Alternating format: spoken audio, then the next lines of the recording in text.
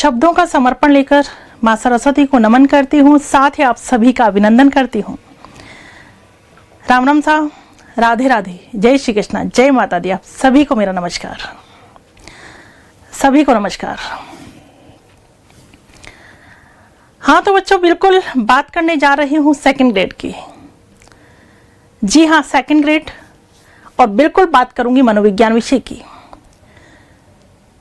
जैसा कि आपको पता है कि बड़े कंफ्यूज हैं आपके, सेकंड ग्रेड पहले आएगी या फर्स्ट ग्रेड पहले आएगी, कोई भी वैकेंसी आ सकती है, लेकिन आप सेकंड ग्रेड के लिए ही एलिजिबल है तो सेकंड ग्रेड की तैयारी बिल्कुल आप करेंगे। मनोविज्ञान की चर्चा करूंगी। मनोविज्ञान की चर्चा करते हुए बिल्कुल मैं ये बताना चाहूंगी आपको, मनोविज्ञान की चर्चा करते हुए बताना चाहूंगी आपको कि मनोविज्ञान के जो क्वेश्चंस हैं, मनोविज्ञान के क्वेश्चन सेकंड ग्रेड में बहुत तरीके के क्वेश्चंस आते हैं, बहुत अच्छे क्वेश्चंस आते हैं, तरीके के क्वेश्चंस आते हैं। रीट में फिर भी उलझन भरे क्वेश्चंस आते हैं, रीट में फिर भी क्वेश्चंस घुमा फिरा करके आते हैं, बट सेकंड ग्रेड के अंतर्गत क्वेश्चंस बहुत अच्छे आते हैं। सेकंड ग्रेड में कोई चांस ही नहीं होता कि आप क्वेश्चंस में बहुत ज्यादा परेशान हो, ज्यादा घुमाए फिराए नहीं जाते सेकंड ग्रेड के अंतर्गत क्वेश्चंस। तो सेकंड ग्रेड की मैं बात करूं तो सेकंड ग्रेड में पक्का आप 40 में से 40 मार्क्स ला सकते हैं। बिल्कुल ये पता होगा आपको कि सेकंड ग्रेड के अंतर्गत भी 2 पेपर आपके होते हैं, paper first and paper second. Paper first and paper second. Second grade में मनोविज्ञान कौन से पेपर में आता है, पेपर फर्स्ट में या पेपर सेकंड में? पेपर फर्स्ट में। पेपर फर्स्ट में मनोविज्ञान आता है। क्वेश्चंस होते हैं 20। क्वेश्चन कितने होते हैं? 20, और मार्क्स कितने होते हैं? 40। ठीक है, 40 नंबर होते हैं। बहुत बढ़िया क्वेश्चंस आते हैं। पवन, कविता, पूजा, आर.एस. मीना, नमस्ते बेटा, नमस्ते, सभी को गुड आफ्टरनून। बिल्कुल पढ़ने के लिए तैयार हो जाओ, सुनने के लिए तैयार हो जाओ, समझने के लिए तैयार हो जाओ। बहुत तरीके से हम पढ़ने वाले हैं, और सेकंड ग्रेड में जितने प्यारे क्वेश्चंस आते हैं, क्योंकि सेकंड ग्रेड में क्यों, एक्चुअली सेकंड ग्रेड में शिक्षा शास्त्र नहीं है, ये आपको पता होगा। फर्स्ट ग्रेड में शिक्षा मनोविज्ञान व शिक्षा शास्त्र, रीट थर्ड ग्रेड में भी शिक्षा मनोविज्ञान व शिक्षा शास्त्र, बट सेकंड ग्रेड में केवल शिक्षा मनोविज्ञान। बिल्कुल 40 नंबर की क्या होती है, शिक्षा मनोविज्ञान होती है। किसके अंतर्गत? सेकंड ग्रेड के अंतर्गत, जो आपकी फर्स्ट पेपर में आती है। सेकंड पेपर के अंतर्गत, सेकंड पेपर जो आपका सब्जेक्ट का होता है, उस सेकंड पेपर के अंतर्गत विशेष रोल होता है शिक्षण विधियों का। सब्जेक्ट का तो होगा ही भाई, ये तो आपको पता है कि फर्स्ट पेपर आपका जीके का आता है। उसी फर्स्ट पेपर के अंतर्गत, उसी जीके के पेपर के अंतर्गत 40 नंबर की क्या आती है? शिक्षा मनोविज्ञान। सेकंड पेपर आपका सब्जेक्ट का होता है, सेकंड पेपर सब्जेक्ट का होता है, जिसमें आपको अपने सब्जेक्ट की तैयारी बहुत अच्छे से करनी होती है, और उसी सब्जेक्ट से रिलेटेड आती है शिक्षण विधियां। जी हाँ, शिक्षण विधियां। अगर आपका हिंदी विषय है तो हिंदी से संबंधित शिक्षण विधियां आती हैं। अगर आपका विषय एसएसटी है तो एसएसटी से संबंधित शिक्षण विधियां आती हैं। अगर आपका सब्जेक्ट मैथ है तो मैथ से संबंधित शिक्षण विधियां आती हैं। अगर आपका सब्जेक्ट साइंस है तो साइंस से संबंधित शिक्षण विधियां आती हैं आपके सेकंड पेपर के अंतर्गत। तो फर्स्ट पेपर के अंतर्गत स्कोरिंग सब्जेक्ट शिक्षा मनोविज्ञान, और सेकंड पेपर में शिक्षण विधियों को कतई मत छोड़ना। क्यों? क्योंकि स्कोरिंग होता है। ये विषय ऐसे हैं जो हमें सफलता के द्वार तक ले जाते हैं, क्योंकि ये विषय पहले से किसी के अच्छे नहीं होते, और जो एग्जाम में इन विषयों की बहुत अच्छी तैयारी कर लेता है वो भीड़ से अलग निकल जाता है। क्योंकि भीड़ से अलग निकालने में 1 नंबर बहुत होता है, 1 नंबर बहुत होता है। तो यहाँ तो 40 और 40 नंबर की बात है। जितना वेटेज शिक्षा मनोविज्ञान का है, उतना ही वेटेज किसका है? शिक्षण विधियों का वेटेज है। ठीक है, जितना वेटेज शिक्षा मनोविज्ञान का है, उतना ही वेटेज किसका है? शिक्षण विधियों का उतना ही वेटेज है। ठीक, तो सेकंड ग्रेड की मैं बात कर रही हूं, और अगर मैं कंपैरेटिवली आपसे बात करूं फर्स्ट ग्रेड और सेकंड ग्रेड की, तो फर्स्ट ग्रेड और सेकंड ग्रेड में कुछ टॉपिक सिमिलर हैं, लेकिन सिमिलर नहीं है। क्या? वहां तो शिक्षा शास्त्र है, और कुछ टॉपिक होते हैं जो हमारे फर्स्ट ग्रेड में नहीं होते हैं। तो जैसे हमारे सेकंड ग्रेड में क्या टॉपिक होता है, सेकंड ग्रेड में जैसे अभिप्रेरणा टॉपिक है वो फर्स्ट ग्रेड में नहीं होता है। सेकंड ग्रेड में आपका बुद्धि टॉपिक है वो फर्स्ट ग्रेड में नहीं होता है। सेकंड ग्रेड में आपका व्यक्तित्व टॉपिक है जो फर्स्ट ग्रेड में नहीं होता है। बट अधिकांश टॉपिक ऐसे हैं जो फर्स्ट ग्रेड और सेकंड ग्रेड में similar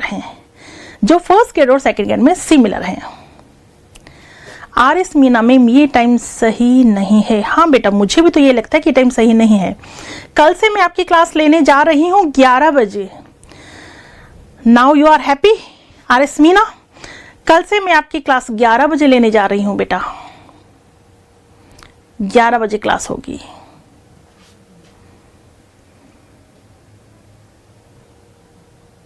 yes yes yes yes, good afternoon Gajendra. तो बच्चों कल से हमारी ये वाली क्लास 11 बजे होने वाली है। कल से 11 बजे क्लास का टाइम रहेगा। ये टाइम मैंने आज ही रखा है क्योंकि आज मैं जस्ट आपसे सिलेबस को लेकर के चर्चा करने वाली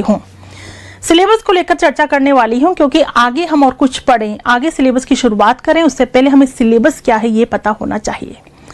तो बिल्कुल सेकंड ग्रेड की मैं बात कर रही हूँ, बात ऑलरेडी कर चुकी हूँ कि 2 पेपर आपके होते हैं, फर्स्ट एंड सेकंड। आपके सेकंड ग्रेड में फर्स्ट पेपर जो जीके का होता है, जीके पेपर के साथ ही आपका क्या आता है, शिक्षा मनोविज्ञान। शिक्षा मनोविज्ञान कितने मार्क्स का आता है? 40 नंबर का आता है। शिक्षा शास्त्र नहीं है, प्योर शिक्षा मनोविज्ञान है। बहुत बेहतरीन क्वेश्चन आते हैं, 40 में से 40 नंबर कहीं नहीं गए आपके, यकीन मानो 40 में से 40 नंबर कहीं नहीं गए यदि आप बहुत अच्छे से मैटर को समझ लेते हैं, क्वेश्चंस को सॉल्व कर लेते हैं। आपका सेकंड पेपर आपका सब्जेक्ट का होता है। सब्जेक्ट के अंतर्गत टीचिंग मेथड्स आते हैं 40 नंबर के। जिस सब्जेक्ट के आप हैं, ठीक है, हिंदी तो हिंदी के टीचिंग मेथड्स, इंग्लिश तो इंग्लिश के टीचिंग मेथड्स, संस्कृत तो संस्कृत के टीचिंग मेथड्स, एसएसटी तो एसएसटी के टीचिंग मेथड, साइंस तो साइंस के टीचिंग मेथड्स। तो वहाँ फर्स्ट पेपर में शिक्षा मनोविज्ञान, सेकंड पेपर टीचिंग मेथड, बड़ा स्कोरिंग सब्जेक्ट है। इन सब्जेक्ट पे विशेष फोकस करके ये सारे मार्क्स ले लेने अपनी झोली में। ये सारे मार्क्स आपके पास आ जाते हैं तो मुझे नहीं लगता कि कोई ताकत आपको सेलेक्ट होने से रोक सकती है, क्योंकि जीके को आप पढ़ लेंगे। सब्जेक्ट आपका पहले से मजबूत होता है, बहुत अच्छी तैयारी आपको अभी भी करनी है, बट विशेष फोकस कर लेना है शिक्षा मनोविज्ञान शिक्षण विधियों पर। शिक्षा मनोविज्ञान और शिक्षण विधियां वेरी वेरी इंपॉर्टेंट, कहीं कोई डाउट नहीं है कि भीड़ में से अलग निकालने में तो ये दोनों विषय जबरदस्त मददगार साबित होते हैं। ठीक है, टीचिंग मेथड्स की भी अलग से भी लाइव क्लासेस का प्रोसेस भी रहेगा। अभी लाइव क्लास टीचिंग मेथड्स की डिफरेंट सारे की नहीं है, वो भी आगे चलेगी। अगर आप चाहें तो लाइव क्लासेस ज्वाइन कर सकते हैं। मैं आपको बता दूंगी कि कब स्टार्ट होंगी प्रॉपर तरीके से। ठीक है, प्रॉपर तरीके से वो स्टार्ट कब होने वाली है लाइव क्लास किसकी, टीचिंग मेथड्स की। क्योंकि जिस तरह से आप शिक्षा मनोविज्ञान को वेटेज दे रहे हैं सेकंड ग्रेड में, उसी तरह से आपको टीचिंग मेथड्स को भी वेटेज देना होगा। 40 नंबर की बात है वहां टीचिंग मेथड, और 40 मिलकर के 80 नंबर होते हैं बेटा, 80 नंबर होते हैं। तो बिल्कुल मैं बात करने जा रही हूँ शिक्षा मनोविज्ञान की। जैसा कि मैं कह चुकी हूँ, शिक्षा शास्त्र आपके नहीं है, शिक्षा मनोविज्ञान है। 20 क्वेश्चन आएंगे, 40 नंबर आपको प्राप्त करने हैं। इन 40 नंबर के लिए आपको क्या क्या पढ़ना है, सिलेबस क्या होगा, उसकी चर्चा हम करेंगे। तो बिल्कुल आरपीएससी सेकंड ग्रेड शिक्षक भर्ती परीक्षा सिलेबस शिक्षा मनोविज्ञान, ठीक है, शिक्षा मनोविज्ञान से रिलेटेड चर्चा कर रही हूं मैं। तो अब मैं सिलेबस डिस्कस करने वाली हूं किसका, शिक्षा मनोविज्ञान का। मैम क्या सेकंड ग्रेड में अप्लाइड क्वेश्चंस आते हैं? बेटा भूराम, सेकंड ग्रेड में इतने अच्छे क्वेश्चन आते हैं, आप घबराओ मत। आप केवल जैसे मैं पढ़ाऊं वैसे पढ़ लेना। रही बात अप्लाइड, कम आते हैं, बट अप्लाइड आने दो ना। जब आप मैटर को समझ लोगे, कॉन्सेप्ट समझ लोगे, बेटा मत घबराओ। अप्लाइड क्वेश्चन आते हैं, आने दो, आप कर लोगे। ज्यादा घुमा फिरा कर नहीं आते सेकंड ग्रेड में क्वेश्चंस, ज्यादा घुमा फिरा कर कतई नहीं आते। आपको तो यहां से रिलैक्स रहना है, रिलैक्स रहते हुए एक एक चैप्टर को बहुत अच्छे से पढ़ते जाना है, समझते जाना है। हर एक चैप्टर कंप्लीट होने के बाद, थ्योरी कंप्लीट होने के बाद में क्वेश्चंस भी तो आपको करवाऊंगी, तो सारी चीजें आप छोड़ दो, मजा आने वाला है, बहुत बढ़िया तरीके से आप पढ़ने वाले हैं। ठीक है, तो आ जाए। Yes yes yes, Hina Khan नमस्ते बेटा। चलो शिक्षा मनोविज्ञान का सिलेबस हम डिस्कस कर रहे हैं। ये रहा शिक्षा मनोविज्ञान का सिलेबस सेकंड ग्रेड के लिए। क्लियर?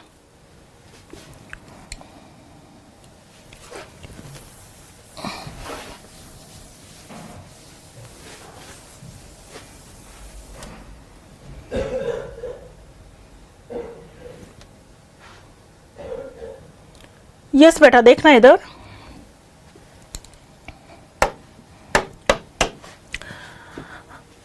शिक्षा मनोविज्ञान, सबसे पहले हमें क्या पढ़ना है? शिक्षा मनोविज्ञान, एजुकेशनल साइकोलॉजी। शिक्षा मनोविज्ञान का अर्थ, क्षेत्र, उपयोगिता, विभिन्न मनोवैज्ञानिकों का शिक्षा में योगदान। ठीक है, शिक्षा मनोविज्ञान का क्या पढ़ना है? Its meaning, scope and implications for teacher in classroom situations, various psychologist and their contributions in education. ठीक है, तो कुल मिलाकर ये पहला पॉइंट है आपका। ठीक है, ये फर्स्ट पॉइंट है आपका। और इसमें जब हम पढ़ेंगे, डेफिनेटली शिक्षा मनोविज्ञान के बारे में पढ़ेंगे, बट शिक्षा मनोविज्ञान से शुरुआत नहीं करेंगे। हम शुरुआत कहां से करेंगे? मनोविज्ञान से। हम शुरुआत कहां से करेंगे बेटा? मनोविज्ञान से शुरुआत करेंगे। मनोविज्ञान से शुरुआत करते हुए पहले मनोविज्ञान पढ़ेंगे, फिर मनोविज्ञान की शाखा पर आ जाएंगे। शाखा का नाम क्या है? शिक्षा मनोविज्ञान। अर्थ समझना है, क्षेत्र, उपयोगिता समझनी है, मनोवैज्ञानिकों का योगदान समझना है। तो बिल्कुल ये हमारा पहला टॉपिक क्लियर होगा, शिक्षा मनोविज्ञान। जैसे हमारा पहला टॉपिक क्लियर हो जाएगा, पूरी थ्योरी जब हम इस टॉपिक की पढ़ लेंगे, तो थ्योरी के बाद हम इस टॉपिक से रिलेटेड ऑब्जेक्टिव टाइप क्वेश्चंस को सॉल्व करेंगे। साथ के साथ आपका टेस्ट भी होता चला जाएगा। जो बेहतरीन तरीका है तैयारी करवाने का, वही तरीका हम अपनाएंगे बच्चों। आपको कहीं किसी प्रकार की प्रॉब्लम आने वाली नहीं है। क्लियर? पहला पॉइंट आपका क्लियर हुआ। सेकंड पॉइंट की ओर यदि मैं चलूं, तो सेकंड पॉइंट देखिए, ये रहा आपका सेकंड पॉइंट, शिक्षार्थी का विकास। शिक्षार्थी का विकास, कुल मिला के टॉपिक पढ़ेंगे विकास, डेवलपमेंट। सेम टॉपिक आपके फर्स्ट ग्रेड में भी है, सेम टॉपिक आपके फर्स्ट ग्रेड में भी है। तो विकास, शारीरिक, भावात्मक और सामाजिक विकास, संप्रति विकास, इतना सा दिया हुआ है यहाँ तो, बट इतना सा नहीं है। ये टॉपिक बहुत बड़ा है। विकास, हमें विकास में सारी चीजों को पढ़ना होगा बच्चों। अभिवृद्धि क्या होती है, विकास क्या होता है, ठीक है, इन दोनों में अंतर क्या होता है, विकास क्रम में होने वाले परिवर्तन कौन कौन से होते हैं, विकास के नियम कौन कौन से होते हैं, विकास के सिद्धांत, सारे सिद्धांत पढ़ने होंगे। सारे सिद्धांत हमें पढ़ने होंगे। मनोविश्लेषणात्मक सिद्धांत, मनोलैंगिक विकास सिद्धांत, संज्ञानात्मक विकास सिद्धांत, सामाजिक सांस्कृतिक सिद्धांत, ठीक है, मनोसामाजिक विकास सिद्धांत। कुल मिला के सिगमंड फ्राइड को हमें पढ़ना होगा, जीन पियाजे, Vygotsky, Erikson, Lawrence Kohlberg, Noam Chomsky, ये सारे हमें पढ़ने होंगे। सिद्धांत हमें पढ़ने होंगे। उसके बाद हमें अवस्थाओं का जिक्र करना होगा। अवस्थाओं का जिक्र, वैसे तो गर्भावस्था भी होती है, लेकिन गर्भावस्था का जिक्र हम यहाँ नहीं करेंगे, क्योंकि अभी तक गर्भावस्था संबंधी प्रश्न नहीं बने हैं। हम बात करेंगे शेषावस्था से। शेषावस्था, बाल्यावस्था, किशोरावस्था, इन अवस्थाओं का जिक्र होगा। इन अवस्थाओं को किन किन नामों से जाना जाता है, प्रत्येक अवस्था की क्या क्या विशेषताएं होती हैं, हर अवस्था में बच्चों को कैसे टेकल किया जाना चाहिए, वो सारी बातें हम करेंगे। बच्चों के शारीरिक विकास के बारे में हम पढ़ेंगे, मानसिक विकास के बारे में पढ़ेंगे, सामाजिक विकास के बारे में पढ़ेंगे, संवेगात्मक विकास के बारे में पढ़ेंगे। तो ये सारी चर्चा बिल्कुल हम यहाँ करने वाले हैं। कनोज, लाइव फ्रॉम क्लासरूम या फिर मैम लाइव फ्रॉम स्टूडियो? बेटा, जैसे इससे पहले मैंने आपसे पूछा था कि लाइव फ्रॉम क्लासरूम करें या लाइव फ्रॉम स्टूडियो, तो आप में से कुछ के मत थे लाइव फ्रॉम क्लासरूम, अधिकांश के मत थे लाइव फ्रॉम स्टूडियो। मैं लाइव फ्रॉम स्टूडियो ले रही हूं, क्यों? क्योंकि बेटा मुझे लगता है लाइव फ्रॉम क्लासरूम से मैं आप पर फोकस नहीं कर पाऊंगी। लाइव फ्रॉम क्लासरूम होता है तो क्लासरूम में बच्चे सामने होते हैं, फोकस किस पर होता है? ऑफलाइन बच्चों पर। बात समझ में आ रही होगी। ऑफलाइन बच्चों पर फोकस होता है, आप पर फोकस नहीं होगा ना। मैं वहां इस तरह से आपके कमेंट्स पढ़ सकती हूँ। लाइव फ्रॉम स्टूडियो में केवल और कोई नहीं है, आप हैं और मैं हूं। अभी मैं live from studio he class ले रही हूं, और लाइव फ्रॉम स्टूडियो में मैं होंगी और आप होंगे, बाकी अदर बच्चे हमारे बीच नहीं होंगे। ठीक है, तो डायरेक्ट हमारा कम्युनिकेशन चलेगा। मैं आपके कमेंट्स डायरेक्ट देख सकती हूँ, उनका रिप्लाई दे सकती हूँ, और ये पॉसिबल नहीं होता लाइव फ्रॉम क्लासरूम से। ठीक है, लाइव फ्रॉम क्लासरूम से ये सब पॉसिबल नहीं होगा। तो बिल्कुल मैंने जस्ट ये डिसीजन लिया कि आपकी क्लास लाइव फ्रॉम स्टूडियो की जाए, जहां केवल हम हो और हमारे बीच और कोई भी ना हो। ठीक है, अपने कोई भी क्वेश्चन रख सकते हैं, मैं आपके कमेंट पढ़ूंगी और उनका रिप्लाई बिल्कुल दे सकती हूँ। क्लियर? क्लियर? पूजा आप क्या कह रही हैं, क्लास रुक गई? नहीं बेटा, क्लास चल रही है। यस सारिस Meena live from studio, right है? Okay okay okay, thank you बेटा। यस तो बेटा हम सेकंड टॉपिक हमारा क्या रहेगा, विकास टॉपिक रहेगा। ठीक है, सेकंड टॉपिक हमारा क्या रहेगा, विकास रहेगा। विकास के बाद आगे की हम बात करें तो नेक्स्ट टॉपिक हमारा कौन सा रहेगा, अधिगम। नेक्स्ट टॉपिक हमारा अधिगम रहेगा। अधिगम टॉपिक बिल्कुल फर्स्ट ग्रेड में भी है, सेकंड ग्रेड में भी है। अधिगम टॉपिक फर्स्ट ग्रेड में भी है, सेकंड ग्रेड में भी है। अधिगम को भी हम पूरी तरह से पढ़ेंगे जैसा कि लिखा हुआ है, अर्थ पढ़ेंगे, प्रकार, अधिगम के सिद्धांत व उनका शिक्षा में अनुप्रयोग, अधिगम स्थानांतरण, अधिगम को प्रभावित करने वाले कारक, संरचनात्मक अधिगम, it's meaning and types, different theories of learning and implications for a teacher. ठीक है, ट्रांसफर ऑफ लर्निंग पढ़ेंगे, factors affecting learning and constructivist learning. कुल मिलाकर के अधिगम क्या होता है, अधिगम का पूरी तरह से अर्थ हम जानेंगे। प्रकार हम पढ़ेंगे, अधिगम के कौन कौन से प्रकार होते हैं, रॉबर्ट गेनी ने कौन कौन से प्रकार बताए हैं, आसुबेल ने कौन कौन से प्रकार बताए हैं, प्रकार की हम बात करेंगे। उसके बाद अधिगम के सिद्धांत हम पढ़ेंगे, बहुत सारे सिद्धांत हैं। व्यवहारवादी सिद्धांत हम पढ़ेंगे, संज्ञानवादी सिद्धांत हम पढ़ेंगे, संरचनावादी सिद्धांत हम पढ़ेंगे, यानी थॉर्नडाइक को हम पढ़ेंगे, पावलोव को पढ़ेंगे, स्किनर को पढ़ेंगे, अल्बर्ट बांडुरा को पढ़ेंगे, मैक्स वर्दिमर को पढ़ेंगे, टोलमैन को पढ़ेंगे। बहुत सारे सिद्धांत हम यहाँ पढ़ने वाले हैं। जेरोम ब्रूनर को हम पढ़ेंगे, स्थानांतरण की भी बात करेंगे, अधिगम को प्रभावित करने वाले कारक। कुल मिलाकर अधिगम टॉपिक में जो भी है, अधिगम टॉपिक के अंतर्गत जो भी सारी चीजें हैं वो सारी चीजें हम पढ़ने वाले हैं। ठीक है, अधिगम टॉपिक में जो भी सब कुछ है शुरू से लेकर एंड तक वो सारा हम पढ़ेंगे। तो अधिगम टॉपिक के अंतर्गत हम ये सारी बातें पढ़ेंगे। अधिगम के बाद हम बात करेंगे किसकी, अभिप्रेरणा की। अधिगम के बाद हम अभिप्रेरणा की बात करेंगे। अभिप्रेरणा टॉपिक आपके केवल सेकंड ग्रेड में है, फर्स्ट ग्रेड में नहीं है। अभिप्रेरणा टॉपिक आपके सेकंड ग्रेड में, फर्स्ट ग्रेड में नहीं है। अभिप्रेरणा का अर्थ हम जानेंगे, अधिगम में भूमिका व उपलब्धि अभिप्रेरणा का जिक्र हम करेंगे। ठीक है, अभिप्रेरणा को पूरी तरह से जानेंगे कि अभिप्रेरणा कहते किसे हैं, अभिप्रेरणा क्या होती है। इसके अलावा अभिप्रेरणा के कौन कौन से प्रकार होते हैं, अभिप्रेरक के कौन कौन से प्रकार होते हैं, अभिप्रेरणा के कौन कौन से प्रकार होते हैं, बच्चों को अभिप्रेरित करने के तरीके क्या क्या होते हैं, उपाय क्या क्या होते हैं। अभिप्रेरणा के सिद्धांत हम पढ़ेंगे और उन्हीं सिद्धांतों के अंतर्गत उपलब्धि अभिप्रेरणा का जिक्र भी हम करेंगे। ठीक है, उपलब्धि अभिप्रेरणा का जिक्र भी हम करने वाले हैं। क्लियर? गीता महावर मैम, संस्कृत प्रियंका मैम नहीं बेटा, संस्कृत प्रियंका मैम नहीं पढ़ाएंगी। ठीक है, लेकिन हम प्रियंका मैम से बेस्ट फैकल्टी लेकर के आए हैं। आप केवल विश्वास करके पढ़ करके देखिएगा, विश्वास करके पढ़ करके देखिएगा, कहीं बेहतर है वो। ठीक है, ऐसा नहीं है कि हम प्रियंका मैम से कोई कमजोर नहीं। आप एक बार केवल पॉजिटिव माइंड से, केवल सकारात्मक सोच के साथ पढ़कर देखिएगा। प्रियंका मैम किसी कारण से बिल्कुल नहीं आ पाएंगी, नहीं पढ़ा पाएंगी, लेकिन जो सर हैं प्रियंका मैम के स्थान पर, उनसे आप पॉजिटिव, बिल्कुल अपने एटीट्यूड को पॉजिटिव रखते हुए और फिर पढ़ना, मजा आ जाएगा, ये मेरा कहना है। ठीक है, चलिए। यस, अभिप्रेरणा अर्थ, अधिगम में भूमिका, उपलब्धि, अभिप्रेरणा। तो अधिगम पढ़ेंगे, अधिगम के बाद क्या पढ़ेंगे, अभिप्रेरणा।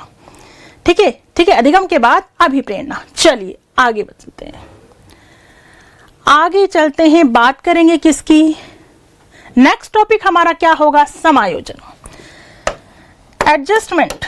समायोजन बहुत बढ़िया टॉपिक है। एडजस्टमेंट, और एडजस्टमेंट आप कब कर सकते हैं, जब मानसिक रूप से कैसे होंगे, स्वस्थ होंगे। मानसिक रूप से कैसे होंगे, स्वस्थ होंगे। जैसे मैंने डिसीजन लिया है कि आपको मैं पढ़ाऊंगी लाइव फ्रॉम स्टूडियो, और वो तो मैंने आपसे प्रश्न पूछ लिया था कि लाइव फ्रॉम क्लासरूम पढ़ाना है क्या। बाकी मेरा शुरू से ही प्लान यही था। लाइव का मतलब लाइव होता है बच्चों, लाइव का मतलब ये होता है कि मैंने आपसे लाइव का कमिटमेंट किया है, तो मैं स्टूडियो से सीधे आपको पढ़ाऊं, ना कि किसी दूसरे बच्चों को। क्लासरूम में मैं दूसरों को पढ़ाऊंगी, आपको नहीं। आप तो केवल इनडायरेक्ट वे में सुनेंगे कि अच्छा मैडम किन्हीं दूसरे बच्चों को पढ़ा रही है, हम सुन रहे हैं। वहां कोई आपके कमेंट्स पे फोकस नहीं होता, सारी चीजें। तो जब मैंने ये रीजन लिया है कि स्टूडियो से आपको लाइव पढ़ाया जा रहा है, जो बेहतरीन तरीका है। यस, मोस्टली कोचिंग वाले ऐसा नहीं कर रहे हैं, सीधे क्लासरूम में वो ऑफलाइन बच्चों को पढ़ा रहे हैं, ऑफलाइन से सीधा प्रसारण कर देते हैं कि आप देख लो। यही हो रहा है, ऑफलाइन में सामने बच्चे बैठे हैं, पढ़ा रहे हैं और सीधा आपको ना तो क्वालिटी अच्छी आती है उसमें, ना आपके कमेंट्स पे फोकस किया जाता है, ना आपके प्रश्नों का जवाब दिया जाता है।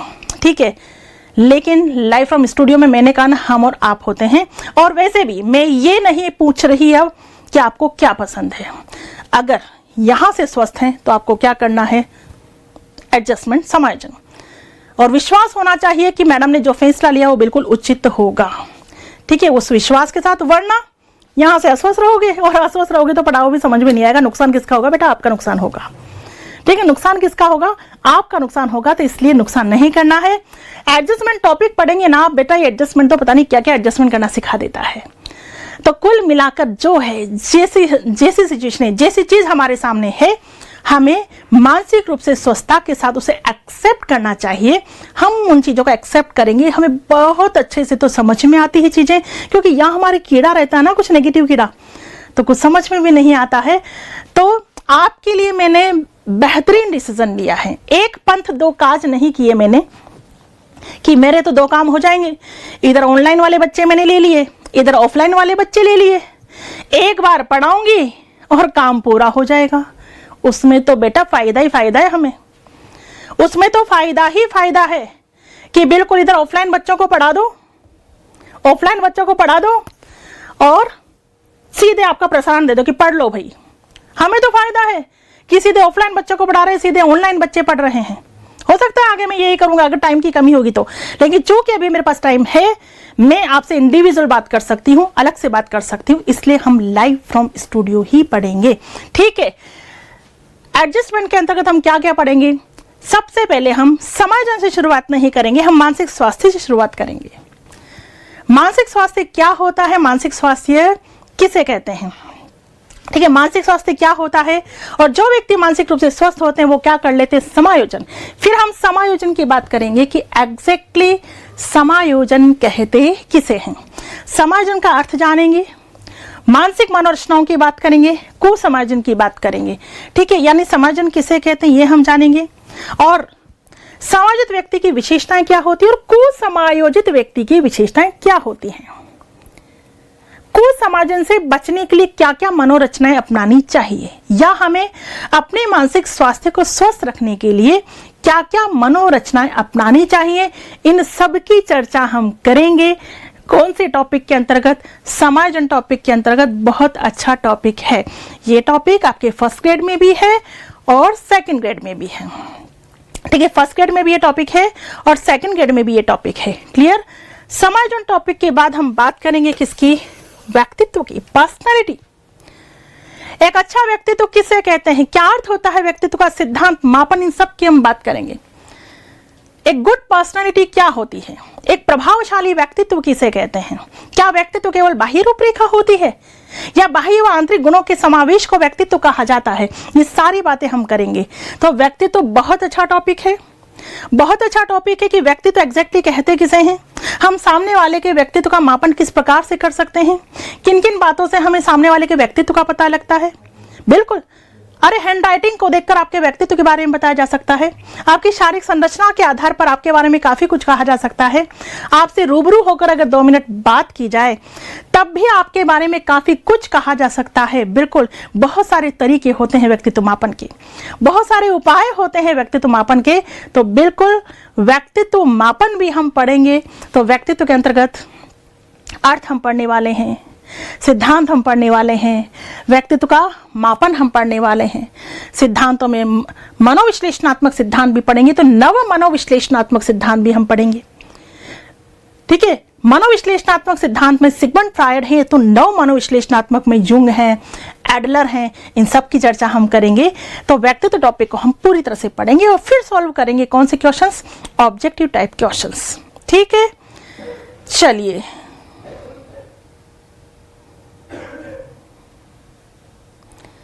यस, अब देखिए बुद्धि व सृजनात्मकता। ठीक है, नेक्स्ट टॉपिक कौन सा है, बुद्धि व सृजनात्मकता। ये नेक्स्ट टॉपिक है।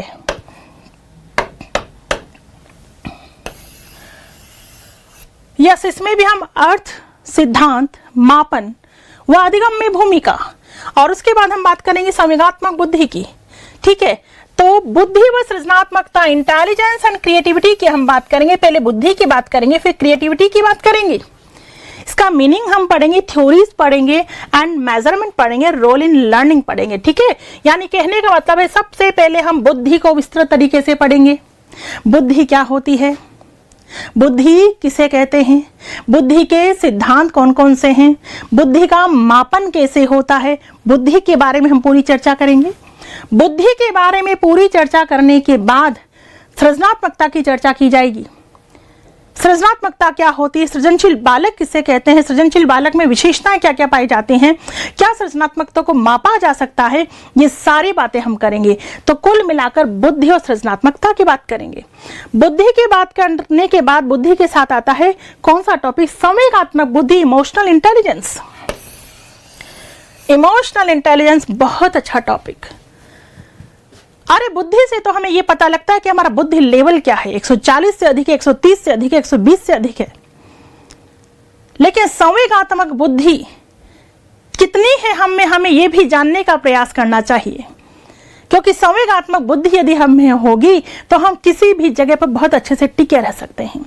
जीवन को सुखमय व शांतिप्रिय बनाने के लिए संवेगात्मक बुद्धि सहायक होती है। इस जीवन को यदि हम बहुत सुकून से, शांतिप्रिय तरीके से जीना चाहते हैं, सुखमय तरीके से जीना चाहते हैं, तो संवेगात्मक बुद्धि का बहुत बड़ा योगदान होता है। संवेगात्मक बुद्धि का बहुत बड़ा योगदान होता है हमारे मानसिक स्वास्थ्य को स्वस्थ रखने में। तो बिल्कुल हम बात करेंगे संवेगात्मक बुद्धि की। तो कुल मिला के बुद्धि की बात करेंगे, बुद्धि के बाद संवेगात्मक बुद्धि की बात करेंगे, सृजनात्मकता की बात करेंगे। ठीक है,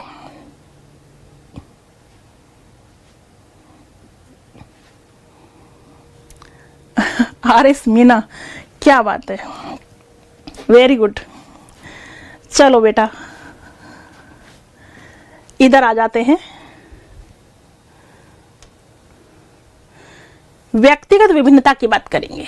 नेक्स्ट टॉपिक हमारा कौन सा है, व्यक्तिगत। पूरा पढ़ेंगे हम बेटा।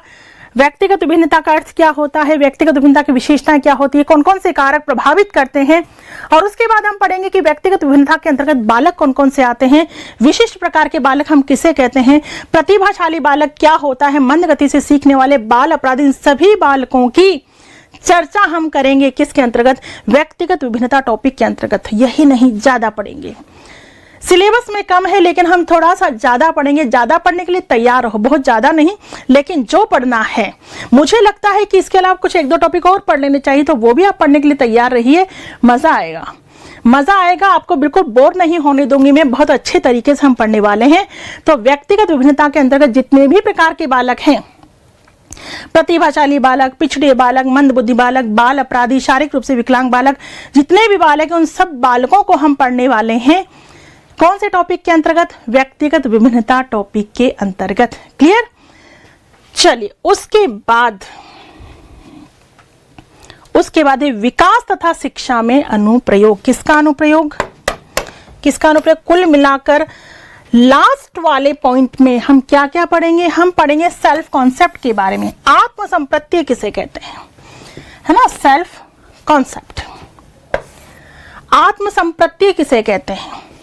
अभिवृत्ति पढ़ेंगे, रुचि पढ़ेंगे, अभिरुचि पढ़ेंगे। ठीक है, रुचि के बारे में पढ़ेंगे, अभिरुचि के बारे में पढ़ेंगे, अभिवृत्ति के बारे में पढ़ेंगे, इंटरेस्ट के बारे में पढ़ेंगे, एटीट्यूड के बारे में पढ़ेंगे, एप्टीट्यूड के बारे में पढ़ेंगे। इन सब के बारे में हम पढ़ेंगे। इसके अलावा सामाजिक कौशल और आदतों के बारे में भी हम पढ़ेंगे। छोटे छोटे से पॉइंट हैं जो यहाँ हमें क्लियर करने हैं। बहुत बड़े बड़े पॉइंट नहीं है, छोटे छोटे पॉइंट हैं जो हमें यहाँ क्लियर करने हैं। आत्मसंप्रत्यय, आत्मसंप्रत्यय सेल्फ कॉन्सेप्ट, अपने बारे में जानना, अपने बारे में समझना, क्या कहलाता है आत्मसंप्रत्यय। हम सब में आत्मसंप्रत्यय की भावना होनी चाहिए। हम सबको पता होना चाहिए अपने बारे में, मैं क्या हूँ, मेरा व्यवहार कैसा है, सामने वाले मुझे पसंद करते हैं, नापसंद करते हैं, मुझ में क्या अच्छाइयाँ हैं, मुझ में क्या कमियां हैं, दोनों की जानकारी हमें होनी चाहिए। हमें अपनी अच्छाइयों का पता भी होना चाहिए, लेकिन हमें अपनी कमियों का पता भी होना चाहिए। ये जस्ट क्या होता है, आत्मसंप्रत्यय, सेल्फ कॉन्सेप्ट। अभिवृत्ति यानी नजरिया, दृष्टिकोण। अभिवृत्ति जिसे हम मनोवृत्ति भी कहते हैं, और हमारा नजरिया कैसा होता है? हमारा नजरिया किसी भी व्यक्ति, वस्तु, घटना के प्रति या तो सकारात्मक होता है या नकारात्मक होता है। अब रुचि का जिक्र हम करेंगे।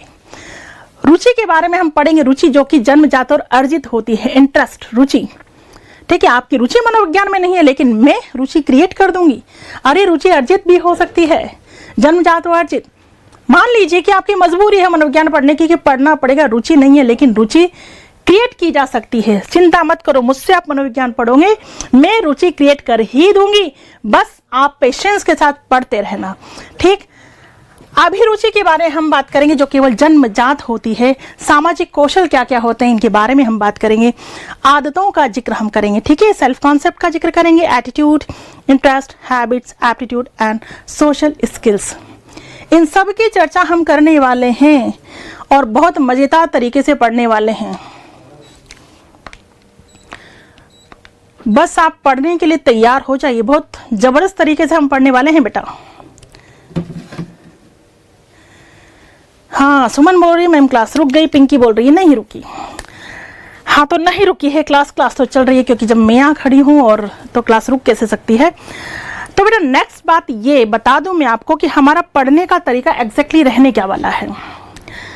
हमारा पढ़ने का तरीका यही रहेगा। पहले हम हर एक टॉपिक को क्लियर करेंगे, ठीक है। हाँ, पहले हम, आपको पता होगा कि सेकंड ग्रेड में यूनिट्स नहीं है, लेकिन हम यूनिट में डिवाइड कर देंगे इनको। कैसे? देखो कैसे।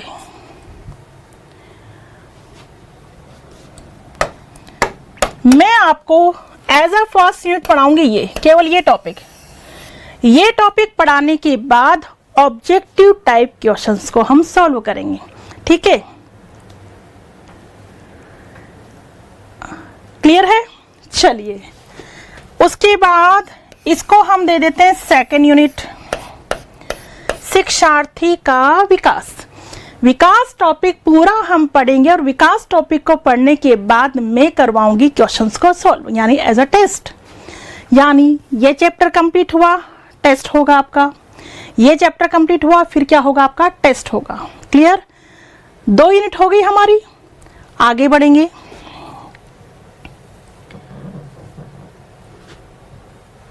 और अधिगम और अभिप्रेरणा, ये हम पढ़ेंगे यूनिट नंबर 3 दे देते हैं इसको नाम। तो एक साथ हम पढ़ लेंगे अधिगम और अभिप्रेरणा। क्लियर? अधिगम और अभिप्रेरणा। आगे चलते हैं। उसके बाद ये हो जाएगी हमारी 4th यूनिट। कौन सी? समायोजन। ये कौन सी यूनिट हो जाएगी? 4th, ठीक है। व्यक्तित्व और बुद्धि वाली यूनिट हो जाएगी कौन सी? 5th। व्यक्तित्व और बुद्धि वाली यूनिट 5th ले लेंगे। और लास्ट में क्या बचा है? लास्ट में जो ये बचा है, इसे हम कौन सी यूनिट ले लेंगे? 6th unit. कहने का मतलब है मत घबराओ आप, हर एक टॉपिक पढ़ेंगे। टॉपिक पढ़ने के बाद, हर एक टॉपिक को कंप्लीट करने के बाद हम क्वेश्चंस भी सॉल्व करते चले जाएंगे एज अ टेस्ट पेपर, ताकि आपको पता चलता रहे। और दूसरी बात ये तो पता ही है आपको कि लाइव हम पढ़ेंगे। और ये लाइव क्लास, जैसे अभी वाली क्लास आपके पास आ जाएगी, और ये आपके पास रहेगी कब तक रहेगी पता है ना आपको? 1 साल भर तक। साल भर तक। देखिए मतलब कितना बड़ा अंतर है ऑफलाइन और ऑनलाइन में। ऑफलाइन में हम बच्चों को पढ़ाते हैं, एक बार पढ़ा और गायब, मतलब हम भी गायब वो भी गायब। कुल मिलाकर के एक बार ही एक क्लास को पढ़ सकता है ऑफलाइन में बच्चा, जबकि ऑनलाइन में यही क्लास 1 साल तक आपके पास रहने वाली है। कितने साल तक? 1 साल तक आपके पास एक क्लास रहने वाली है। मतलब हर लाइव क्लास आपके पास रहेगी 1 साल तक। तो अभी से हम जुड़े हैं, और कब तक? मैं तो एग्जाम तक आपसे जुड़ी रहूंगी, है ना किसी तरीके से। बिल्कुल एग्जाम तक मैं आपसे बात करती रहूंगी, जुड़ी रहूंगी, आपको मोटिवेट करती रहूंगी। आप कभी हताश और निराश होंगे तो मैं आपके सामने आती रहूंगी। आप अपनी प्रॉब्लम्स को मेरे सामने रखते रहेंगे और मैं उनका सॉल्यूशन बताती रहूंगी, ठीक है। नेक्स्ट हमारा पढ़ने का तरीका क्या रहेगा? बिल्कुल बच्चों, मैं आपको बता देती हूँ। कल से प्रॉपर हम पहले टॉपिक से शुरुआत कर देंगे। फर्स्ट टॉपिक से हम शुरुआत कर देंगे कल से। टाइम 11 बजे का रहेगा। जब हम टॉपिक को पढ़ेंगे तो टॉपिक पढ़ाते समय मैं आपके कमेंट्स पर ध्यान नहीं दूंगी। मैं आपको कमेंट्स के आपके जो कमेंट्स उनको बीच बीच में नहीं लूंगी, क्योंकि बेटा उनसे टॉपिक को जब हम पढ़ा रहे होते तो उसकी गहराई में चले जाते हैं, और जब आपके कमेंट बीच में हम उठाते हैं तो वहां से हमारा ध्यान थोड़ा सा भटक जाता है। तो कुल मिलाकर पढ़ने पढ़ाने का बेस्ट तरीका भी यही होता है कि पहले आप बिना कोई प्रश्न किए पहले आप कंटेंट को समझेंगे, कंटेंट को समझेंगे। पढ़ाते समय हम बात नहीं करेंगे बीच में। जब मैं आपको पढ़ा दूंगी तो लास्ट में मैं आपको 5 से 10 मिनट का समय दूंगी, तब हम बात करेंगे। आपके पास कोई डाउट होगा तो मैं उसी वक्त आपका डाउट बिल्कुल दूर करूंगी। लेकिन जब कंटेंट चल रहा है, मैटर चल रहा है, टॉपिक चल रहा है, उस समय आपका पूरा ध्यान केवल सुनने और समझने पर ही होना चाहिए, केवल सुनने और समझने पर। उस बीच अगर आप कोई प्रश्न भी करें तो उस बीच में प्रश्न नहीं करें, वही प्रश्न मैटर कंप्लीट होने के बाद करें। कब करें? जब मैं आपसे कहूंगी कि बेटा अब आप अपने प्रश्न पूछ सकते हो, तब आप अपने प्रश्न पूछेंगे। मेरी बात आपको समझ में आ रही होगी? तब हमारे प्रश्नों का दौर चलेगा ना। एंड में 5 से 10 मिनट हम बिल्कुल बातचीत करेंगे। आपके साथ कोई प्रॉब्लम होगी मैं सुनूंगी और मैं उसका सोल्यूशन करूंगी, लेकिन टॉपिक जब हमारा चल रहा होगा तो आपका पूरा फोकस टॉपिक पर होना चाहिए। टॉपिक कंप्लीट करवाने के बाद में हाथों हाथ आपसे क्वेश्चन पूछती चली जाऊंगी और आपको वहां बैठे बैठे जवाब देते चले जाना है, बैठे बैठे आपको जवाब देते चले जाना है। इतना ध्यान से पढ़ना है, इतना इत्मीनान से पढ़ना है कि हाथों हाथ ग्रहण करना है, हाथों हाथ याद करना है, बाद के लिए कुछ नहीं छोड़ना है। कई बच्चे क्या होते हैं कि अभी पढ़ लेते हैं, सुन लेते हैं, याद नहीं करेंगे। बेटा कुछ याद नहीं करना होता, लेकिन यहां से ये सोचकर बैठना कि हाथों हाथ ही ग्रहण करना है। अगर आप यहां से ये सोच करके पढ़ोगे कि हाथों हाथ ग्रहण करना है, हाथों हाथ ग्रहण होगा, हाथों हाथ याद होगा, कुछ नहीं, सारा खेल ही जीवन में यहाँ का होता है। जैसा सोच लेते हैं वैसा ही होता है बेटा। सोच लिया याद नहीं करेंगे, अभी वैकेंसी आने दो, उसके बाद हम याद कर लेंगे, अभी तो पढ़ लेते हैं तो नहीं होगा याद। लेकिन केवल यहां से सोच लिया कि नहीं, हाथों हाथ याद करना है, हाथों हाथ पढ़ना है, हाथों हाथ समझना है, तो याद हो जाएगा। सारा खेल जीवन में यही का होता है।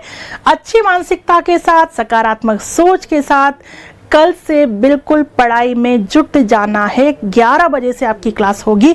और अब मैं थोड़ी सी बातचीत आपसे कर लेती हूँ। बताओ बच्चों, अब थोड़े से मैं आपके कमेंट को पढ़ूंगी, उनका जवाब भी बिल्कुल मैं दे सकती हूँ। Yes yes yes yes, PDF साथ ही दे देना टॉपिक होने के बाद। बिल्कुल बेटा पूनम, पीडीएफ साथ में मिल जाएगी। आरएस मीना, बिल्कुल आप भरोसा बिल्कुल बरकरार रखना, मजा आ जाएगा पढ़ने में, ये मेरा कहना है। जब क्लास कंप्लीट होगी ना, तब आपके देखना अमेजिंग शब्द होंगे सभी के। किरण देवी, बीच बीच में मोटिवेट करते रहना। डेफिनेटली बेटा किरण, बिल्कुल आपकी बात पे मैं पूरा विचार करूंगी, बीच बीच में मोटिवेट करूंगी। फर्स्ट पेपर की क्लास कब लगेगी मैम? बेटा फर्स्ट पेपर रिकॉर्डेड उपलब्ध है ना, आप पूरा कोर्स वो ले सकती हो। बिल्कुल, क्योंकि आपके पास कुछ मटेरियल तो ऐसा होना चाहिए ना कि आप डेली उसे सुन सको, डेली पढ़ सको। पूरी क्लासेस अपलोड कर दी गई हैं, फर्स्ट पेपर की पूरी क्लासेस अपलोड कर दी गई हैं।